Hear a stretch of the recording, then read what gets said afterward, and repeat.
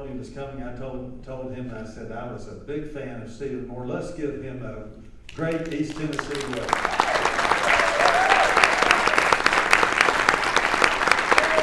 Thank you so much. I love Congressman Duncan, one of the superstars in Washington. Somebody who didn't drink the water, always stayed conservative. Usually, the longer they stayed there, the more liberal they got. And so I've always admired what you did. And you were such a big part of the Republican Revolution that we had there when Newt Gingrich had the army, and you were one of the leaders of that. And we really turned the country around. Just a real privilege for me to be here with you. Thank you so much, by the way. Thank you for reminding people that I just can't hold down a job, right? You can invite everyone going on to other things. I had such a wonderful couple of days. Boy, this is like a bit of Chamber of Commerce weekend, hasn't it? The most beautiful weather. Is it always like this in Knoxville? Yes. Always like it in Knoxville. And but when I got off the plane, when we flew from Washington on Sunday, literally got off the plane, and this lovely lady, all dressed in orange, of course, she just runs up to me and she just throws her arms around me. It was so cute. And she's like, I know you, and I said, well, I don't know, man. She said, kept looking up at me with this adorable smile on her face, and she said, I know I've seen you on TV. And I said, well, I don't know, ma'am. I said, what do you watch? And she's looking at me, she's a little puzzled. She said, wait a minute, didn't I see a Wheel of Fortune last week? Yes, ma'am, that was me. So it is wonderful to be here. This is a great town. And by the way, absolutely yes, stop the waste, vote against the tax. Okay, that's what the last thing Knoxville needs is you would have one of the highest sales taxes in the United States if that happened. And that would really hurt your retail sales. It would hurt your shops and your stores. So please don't do that. You have plenty of money, and just spend it more wisely. And what did Ronald Reagan always say? Never give a drunk another drink. And that's what you're going to be doing if you pass that tax increase. So I'm happy to help any way I can to stop it. I am very privileged to have been able to serve for Donald Trump. Like you, I was kind of early on. When I first met Trump in January of 20, when did you first meet Trump? Was it, do you remember what it was? Because I know you were one of the first congressmen to endorse Trump. His first major foreign policy speech at the Mayflower Hotel in very early 2016. Okay, so you were before, it was about January and February of 2016, kind of an interesting story. You all know Larry Kudlow, right? The great Larry Kudlow. He's the best man at my wedding. He's one of my best friends. And we get a call from Corey Lewandowski, who was running the campaign at that time. Did an amazing job, by the way. And he said, well, Mr. Trump would like to see you. Can you guys come and see Donald Trump in his office there on Fifth Avenue up in New York in the Trump Tower? And I have to say that at that time I did not like Donald Trump. I didn't like what he was saying. I thought he was kind of a blowhard. Don't tell him. But I just thought frankly, I thought his whole run for president was just kind of a typical Donald Trump, publicity stunt. But he was doing really well in the polls, and people I respect, like you, Congressman Duncan, had endorsed him. So Larry and I said, let's go see him. Let's go meet him. And Larry had met Trump. I had never met him in my life. And we went, up there in the elevator of the, 5th, 63rd floor of Trump Tower, and we walked into his office, and it was just Donald Trump and Larry and I, and we spent about an hour and a half talking, and it was an amazing meeting. He's an incredibly charming guy, I have to say. He's very charismatic, and I'll never forget, we walked out of that room, and we both looked at each other and were like, he's going to be the next president. There's just something about what he was saying, and this kind of, he saw something in the American people, this frustration of the ordinary man. The working class people in America have been screwed by Washington. And so we got on board with him, and it was what an incredible election that was, and 2016. And then I saw him, by the way. I thought by the way, he would have won. People forget that if it had not been for COVID, Trump would have won a 40-state re-election landslide. It was, everything was going so well for America, and I don't know about you, but maybe COVID was a plot. I mean, how many think it was a plot to stop Donald Trump? I mean, it may well have. I'm not a conspiracy theorist, but boy, it sure worked out well for the Democrats. And so that was kind of my experience with them. I've been able to be with them quite a bit, and in fact, just about 3 or 4 months ago, we had a fun dinner at Mar-a-Lago. We had a meeting with them, a policy meeting. We had a dinner with about 12 of us, and it's typical Trump. He was in a very good mood that night and very relaxed. And we were having there were a couple of governors, and Cato was there, and Laffer, and Newt Gingrich. We were just having a fun conversation with the president. And at one point, he saw that. One of the governors, I forget which governor it was who was there, was sipping his wine while we were having dinner, and Trump said to him, "Hey, Governor, do you know that I don't drink?"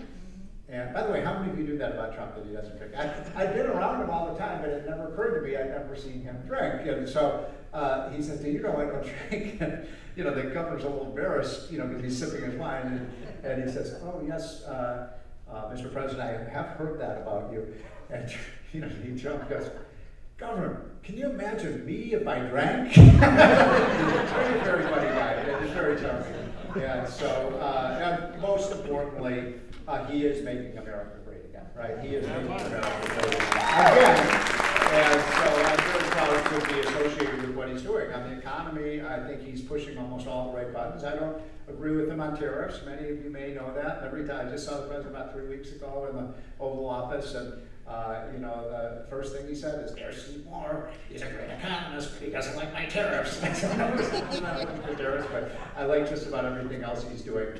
And incidentally, did any of you see what happened when I went to the Oval Office? Did any of you see that? A couple of you may have seen this. So I went in, and by the way, when I went in the Oval Office, it was sort of strange. There was no one else in the Oval Office. Usually there'd be 4 or 5 aides sitting around, but I walked in, and he's very charming, and he greeted me, and this Natalie who gets coffee for him, or also does the tweets for him. She's typing those out. Anyway, so we're having a nice conversation. I'm just sitting there, I'm a little nervous because he's meeting the president, and he says, "Steve, how do you like the way I've decorated the Oval Office?" And I said, "Oh, you've done a great job with it, Mr. President." No, but he had put all these portraits of the presidents. I don't know if you've seen that, but and he has obviously Abraham Lincoln and Thomas Jefferson and George Washington, and Ronald Reagan, of course, is right above his right shoulder. And so I'm looking around, and I say, "Well, this is great, Mr. President." There were 9 or 10, Theodore Roosevelt. But I said, "By the way, you're missing someone. You're missing one of our great presidents." And does anybody know who that was? Joe Biden. Who? Joe Biden. Yeah, I guarantee you Joe Biden was not up there. No, it was one of my favorite presidents, one of our greatest presidents, Calvin Coolidge. Calvin Coolidge was a great, great president. He gave us the roaring 20s. You know this. How about this, Congressman? He cut the highest income tax rate, you know this, from 73% to 25%. And what do you think happened to tax revenues?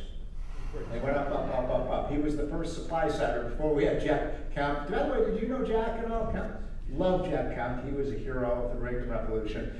Anyway, so we had this nice discussion. And one of the things I done, because I've gotten to know Trump, and I know that he doesn't like to read, but he likes to look at pictures. So I thought, by the way, some of the charts I'm going to show you in a minute were the charts that I showed him.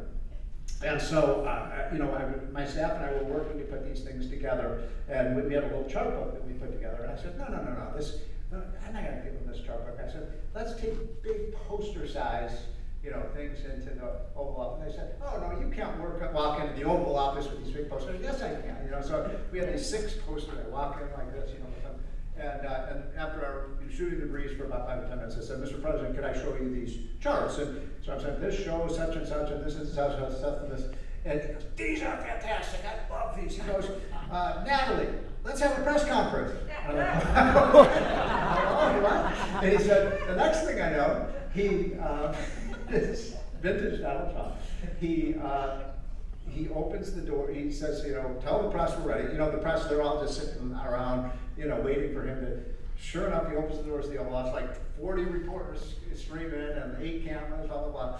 And he gets this, he had asked Natalie to put this easel there next to his desk in the Oval Office, and he puts my charts up there. And he says, "We're here with an important announcement about the economy. Steve, take it away." I'm like, oh. Luckily, I got it. And the funniest thing about it, I mean, this is, so I'm standing here, and the charts are here, and President Trump is here, and his office is, his desk is over there. So I'd say, "Well, Mr. President, this chart shows how much incomes went up, how much they went up more under you than Biden," and so on. And then he'd make a comment on it, and then he'd take the poster, he'd take it down, and put it on the end. It was like he was my man of life. It was my 7 minutes of immortality. So anyway, that is a little bit about Donald Trump, but he is off to a great flying start, and I thought I would show you a little about what's going on with the economy and what he's doing. And so let me just kind of go through these, because there's something that every Republican should be aware of this when we're debating our liberal plan. So first of all, in Trump's first term, as I just said, we had an economic and a financial boom when Trump was in, after the flat years of Obama. And you can see here, if you look at the Dow Jones up 50%, the S&P up 67%, and the NASDAQ more than double. Those are huge returns in 4 years. And that's, by the way, even accounting for COVID when the stock market crashed, because we did. By the way, can we agree on one thing in this room? And this is very important. That we will never, never, never, never again allow our government to shut down our schools, not our churches, not our businesses, not our restaurants, not our playgrounds. The shutdown of government, in my opinion, Congressman, was one of the greatest abuses of government power in American history. And we threw civil rights out, civil liberties out the window. And it was, by the way, it was also, I was one of the first people, I'm proud of this, who spoke out very vigilantly against lockdowns back when they started. Remember, it was going to be, what was it? 2 weeks. What was it, 4 weeks or 3 days? What was it? 14 days. It was like, it's going to be 3 weeks, and then it was 3 months, and then it was 3 years. And we have crystal clear, incontrovertible evidence that lockdowns killed people. Yes. Yep. Did you know that? Yes. More people died from lockdowns than were saved by them. And that's because we basically had a huge amount of deaths from drug overdoses, depression, loneliness, all of these things. And so it did not work, and it's really important, because I guarantee you, the next time the left gets in office, they're going to try to do the same thing again. Yep. They love exerting control over us and knowing where we are and so on. So anyway, we had a great thing with Trump. Now, why did Biden lose the election? Biden and Kamala Harris. Why did they lose? There were 2 big issues. You know what they were? What were the 2 biggest issues? Young people. What's that? Young people, new voters. New voters. What? I'm sorry, good. What? I didn't know what you said. She said, she said that. She said young people. I said the young people are voting. Oh, yeah. He did very well with young people. I'm talking about what issues. Immigration. Border. The border issue. The border, yes. Immigration, illegal immigration. What was the other one? Inflation. Yes, the 2 Y's. Inflation and immigration. And so this is showing you the red pillars here are what happened with inflation in Trump's first term, and the blue ones are what happened with inflation under Biden. These are the highest levels of inflation we had since the bad old days of Jimmy Carter. Anybody old enough to remember Jimmy Carter? So, we got a lot of young people in here. And so, look at that. By the way, I used to go, I go on Fox News and Fox Business and sometimes CNN, and I'd say, well, officially, the prices are up, 21% under Biden. And literally, I would come home, and my wife would get so angry at me. She'd go, what do you talk about 21%? One time she literally grabbed me by the arm. She pulled me in the car. She goes, you're going to the grocery store to see what things really cost. How many of you think that inflation was a lot higher than 21%? Almost everybody does. They lied about those statistics. But even the statistics they presented show that we had runaway inflation under Trump. Under Biden. Now this is one I think is really interesting. When we talk about inflation, the official consumer price index, that's a amalgamation of all the products and services we buy, right? Everything from groceries to gasoline to housing prices and blah, blah, blah, blah, blah, blah. But it's, when you look at the individual items in the consumer price index, what's so fascinating to me is, if you look at like computers, cars, household furnishings, clothing, they've actually been pretty steady in price, and they've even have dropped in price, especially computers and things like that. Look, folks, at where we see the biggest increase in prices. Education and healthcare. Not included. Education and healthcare. Now here's a bonus question for you. What did those two industries have in common? Government. not Government! included. Yes, you said that. Yes, government. These are the two industries where government runs. So government runs over half of our healthcare system, and government runs about 80% of our education system. And by the way, these are the areas where prices are out of control. And I asked my friends, I believe it or not, I do have liberal Democratic friends. And I asked them, why do we have the government play such a big role in education and healthcare? Because you could make a case, Congressman, that those are two of our most important industries, our health and the education of our children. What's more important than that? So I asked them, why do we have the government run these industries? And they say, to make it affordable. See, we're doing a great job of it. Okay? So this is what happens when you have the government take over these things. And you know this, by the way, what's happened with the stampede across of Medicaid and Medicare, it's just so outrageous. And the Democrats, we want to cut this tiny amount out of like a little, what is it? It's like 1.5 trillion over the next 10 years out of 80 trillion in spending. So do the math there. That's a 2% cut. And the Democrats shut down the government because they don't want a 2% cut in spending. That's where we are today. So this just shows the path. There was no CPI growth under Trump and a big CPI under Trump. So why did we have the inflation? We got to get the story right here. We've got to, we always let the liberals write the history books. Okay, we can't let them do that this time. It's very concretely clear why we had runaway inflation. And it's because Biden came in and exploited the aftermath of the quote crisis of COVID to massively spend money we didn't have. And by the way, Trump even deserves some of the blame here. Remember when he was leaving in his last months in office, he passed that $1 trillion spending bill that we didn't need. So we just spent trillions and trillions and trillions of dollars. $4 trillion. That was every single penny of that. Sorry. Every single penny. Can you hear me? Yeah. Okay. Every single penny of that was borrowed. And where did they get the money? They printed it. They just printed $4 trillion, and then they spent all the money. Now, Milton Friedman taught us that inflation is too many dollars chasing too few goods. Right? That's inflation. So if you print money like that, and you basically throw it out of airplane windows, you're going to have inflation. Just as sure as it is that the sun's going to rise in the east and set in the west.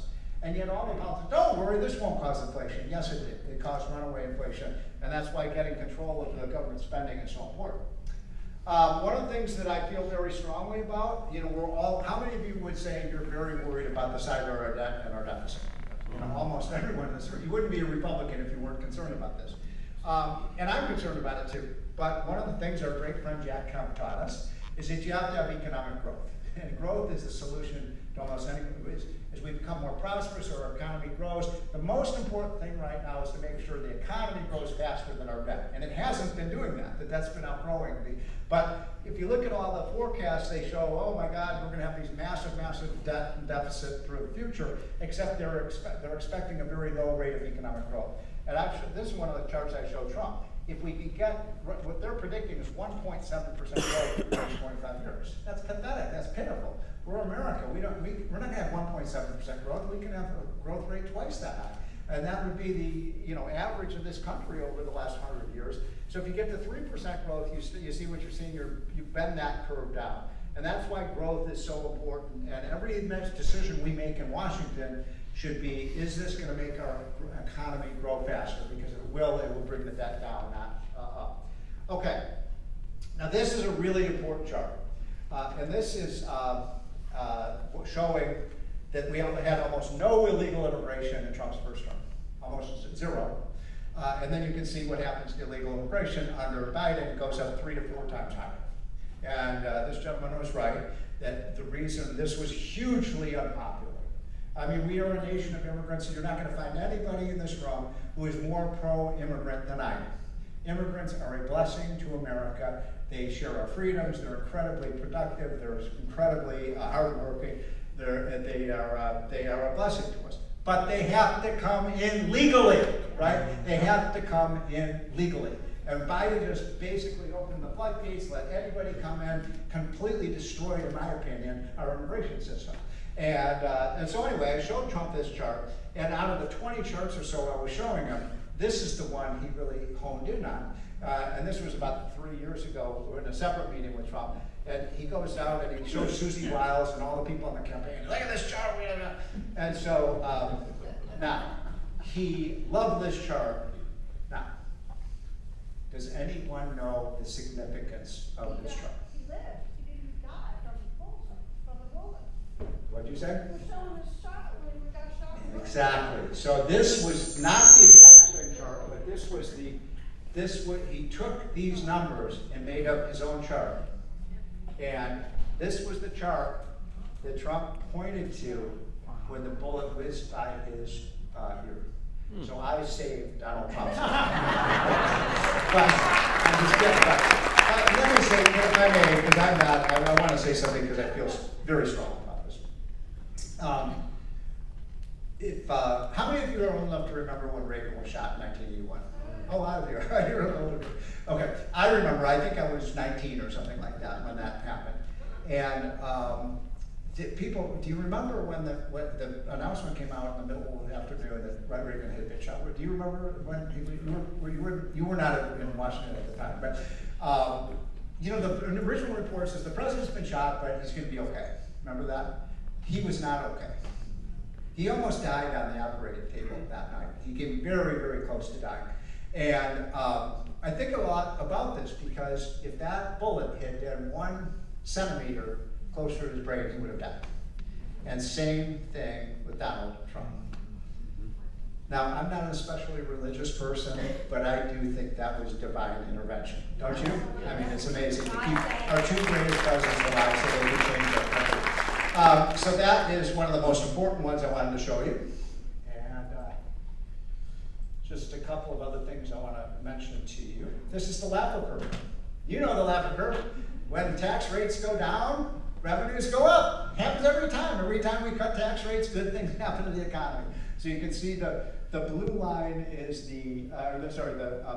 that red line is the top income tax rate in the United States. In the 70s, we had a 70% tax rate. That meant for every dollar you earned, the government would take 70 cents and you'd keep 30 cents. And Reagan, you know, this was one of the greatness of Reagan, and I think Reagan belongs on Mount Rushmore.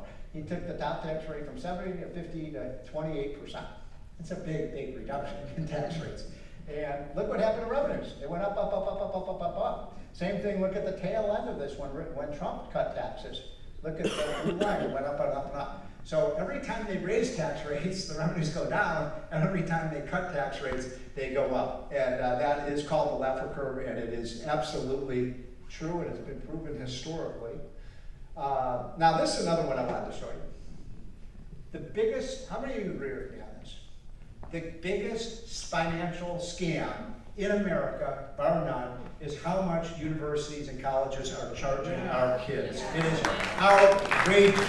And I don't know why we put up with it, frankly, as Republicans, that we've let these universities drive up and up and up and up their tuition. They've gone up, 3 times the rate of inflation. And at the same time, look at these endowments. Look at this. There's $1 trillion now, $1 trillion. And as you know, not 1 penny of that has ever been taxed. So we believe that a good tax system has a broad base of low rates. That's $1 trillion that you don't have a broad base if you're letting $1 trillion seep out of this. So, and look at Harvard, $55 billion.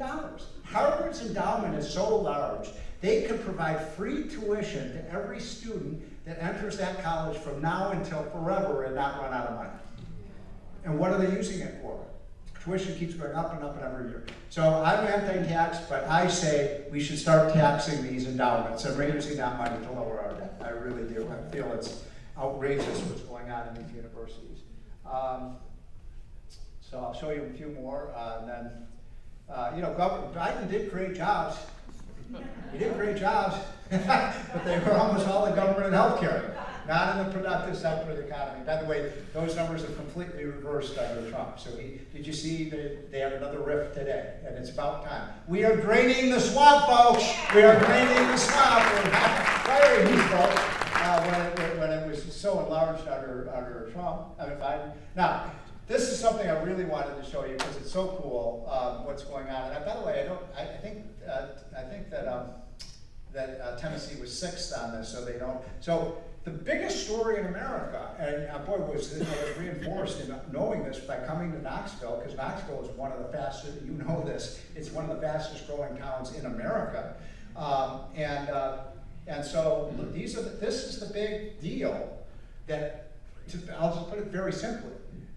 The red states are basically robbing the blue states of their wealth, of their people, of their jobs. And this migration that's been happening over the last 25 years has been the biggest transfer of wealth outside of the blue states into the red states. And so you can see, like, look at what's going on with these big blue states. I'm from Illinois, by the way. I'm from Chicago. It's a tragedy what's happening in Chicago. It's a tragedy. I love that city, but every progressives destroy everything they touch, right? They destroy everything they touch. Our big cities, it's a tragedy what's going on. So California, New York, Illinois, New Jersey, Massachusetts, these states, this is how many people moved in minus the number of people who moved out. So a negative number means that California, this is amazing, in just the last 10 years, 2.5 million more people left California than went to California. That is the first time that's ever happened in history. Usually California, as you know, they keep gaining population. Now people are leaving. Why? Because the taxes are so high, the regulations are so high, the crime is so high, all of these problems. Look at New York, 2 million people have left. Illinois, New Jersey, Massachusetts. The other thing all these states have is high taxes. These are the highest tax areas in the country. Now, liberals say it doesn't matter, right? How many times a year do Democrats say, oh, it doesn't matter, taxes don't affect behavior. Oh, they sure do affect behavior, and you're seeing it here in Knoxville. Because what you're getting is tax refugees, right? People are leaving high tax places because look, there are 9 states in the United States that have no income tax, and as you know, Tennessee is one of them. Never, never, never have an income tax in this state, okay? What was it? Wasn't it a few years ago that one of your governors tried to introduce, and that was horrible. And so thank God that didn't happen. By the way, one of my favorite people, other than you, Congressman, who served in Congress, and I'm proud when I started Club for Growth, one of the first people we helped get elected was the great Marsha Blackburn, who is doing an amazing job. And I love Marsha. I hope she's the next governor. And she was the one who helped defeat that income tax. So look at this. Look at where people are going. They're going to Texas. They're going to Florida, North Carolina, Arizona, South Carolina. Yes, and Tennessee. Yep. These are the states that are growing. And this is what drives liberals crazy. Because I debate them all the time. I've been doing it for 40 years. The one thing they cannot explain, I say this every time I'm debating. You can talk about how great and how much you care about poor people, blah, blah, blah, blah, blah. But what you cannot explain is if you're creating a workers' paradise with all these programs and all the spending and all the taxes, why are people leaving? People are voting with their feet against these policies. And incidentally, one statistic that I think is really fascinating is that for the first, I think a lot of you probably have heard about this, but because they just announced it about 6 months ago. For the first time in American history, the Northeast is no longer the dominant economic region of the country. Did you know that? No. The Northeast is no longer the dominant region of the country, financially or economically. Do you know what region is? Southeast. The South. The Southeast, exactly. So you look at states like Florida, Texas, Tennessee, the Carolinas, all of these states are growing like crazy. And so that's an amazing thing. For the first 250 years of our country, it was Boston, it was New York, it was Philadelphia, it was Baltimore, it was the Washington D.C. area. That was the area that was the financial and manufacturing and industrial sector of the leader of the country. It no longer is. It's right here. By the way, if this Mandani, and following what's going on in New York with this socialist mayor, if he wins that election, which is what, in a few weeks, 3 weeks, if he wins that election, you heard it first here, Wall Street will leave New York. It will no longer be New York. Did you see the other day, Texas, there's now a Texas stock exchange. You know, we have the New York Stock Exchange.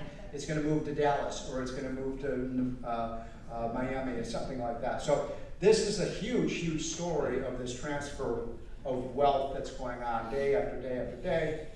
Just make a few more points.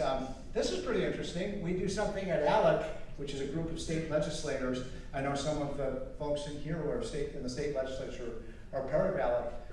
Look at the state that is number 2, Tennessee. Utah is the only state that has a better economic climate out of the 50 states. And by the way, come in, we've done this for 12 years. Utah's been number 1 up here. I want Tennessee to take the number 1 spot. Wouldn't it be great? But you're doing it all right. But I guarantee you, if you raise your sales tax, you're not moving in the right direction. You're moving in the wrong direction. So please don't do that. You got a good thing going here. Couple of quick points, and then, by the way, how are we doing on time? Because I literally have, at 5 minutes after 7, I've got to do a box fit. So we got 10 minutes. So I'm going to make 1 or 2 last points and then take some questions from you. This is just showing you that one of the things that has going on in Washington for the last 10 years is all this massive government spending on windmills and solar panels and green energy. I'm here to tell you it's all a fraud.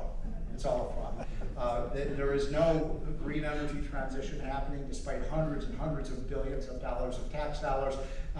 This country was built on fossil fuels, and we will continue to use fossil fuels. We'll use nuclear. I heard are you building nuclear? Yeah. Nuclear is a great way to get energy, by the way. But look at this. You know, even after Biden spent all that money on green energy, we still get 82% of our energy from good old oil, gas, and coal. And then the second biggest source is nuclear. I think the future is going to be the 2 N's, nuclear and natural gas. Those are the 2 energies of the future. We ought to use them. Look at this. This is just a beautiful picture. Look at this. Nobody would have predicted this 15 years ago. The United States, because of the fracking and shale oil and gas revolution, has become the number 1 producer of oil and gas in the world. So why would we do that? So look at that, it's just amusing.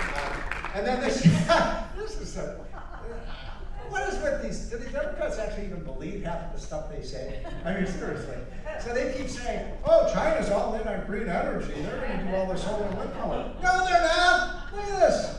They're building more. Every time we shut down a coal plant here, they'll build 10 of them in China. And then you got people like, Biden and who was his climate change czar? What was that guy's name? Former Kerry, right? John Kerry.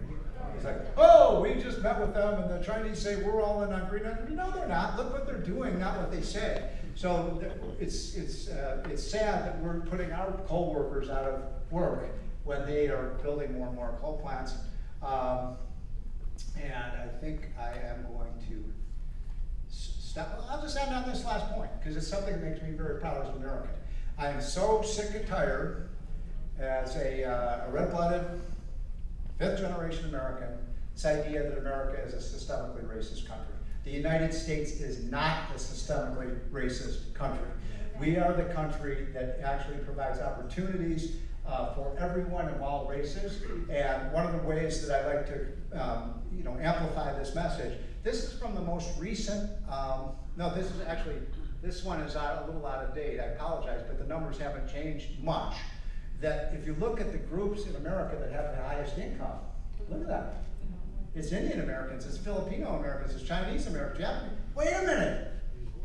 How can that possibly be? These are people with brown skin. How can a racist country, Asians today, the average Asian family has an income that's 40% higher than white families. It's pretty amazing.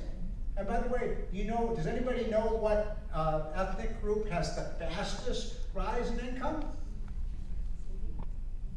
Hispanics. Hispanics are doing amazingly well in this country. The average Hispanic family makes $72,000 a year now. That's a pretty high salary for people. Most of them just came into the country from Mexico or Central America. This is a land of opportunity.